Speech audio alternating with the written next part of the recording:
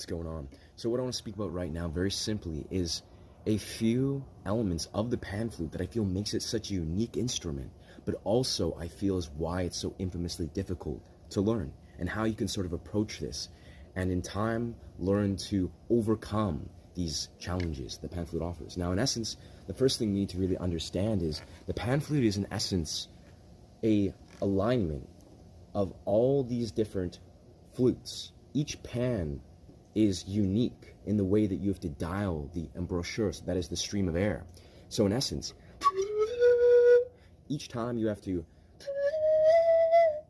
introduce or engage this stream of air, you have to really just learn an entirely different form of flute.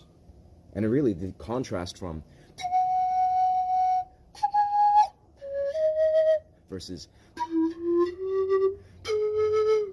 is quite, I'd say, diverse. But the reality is, if you just acknowledge that it needs to be treated with care, you know, each individual pan really requires this conscious awareness to change your embouchure and dial in very specific streams of air. And then also, while leaning in ever so slightly to really just fully utilize the way that the pan was crafted.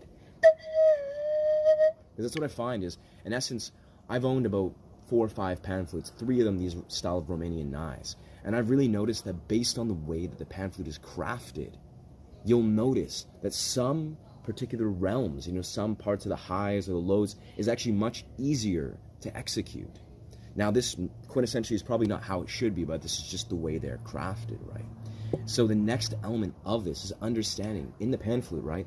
You actually have the unique ability to lean into notes. You know, you can actually change the key. It's a very unique quality that actually also doubles as the ability to bend into notes. So you can change the key, but also you can create this beautiful ability to bend into certain notes, which also, in truth, actually adds to the challenge, naturally, is you have to be very conscious of your ability to essentially hear the way you're either in key or out of key, and you have to be really conscious of basically what note you're in and how well trained your ear is. But really, once you engage in this really trains your ear on a different level to then effectively be able to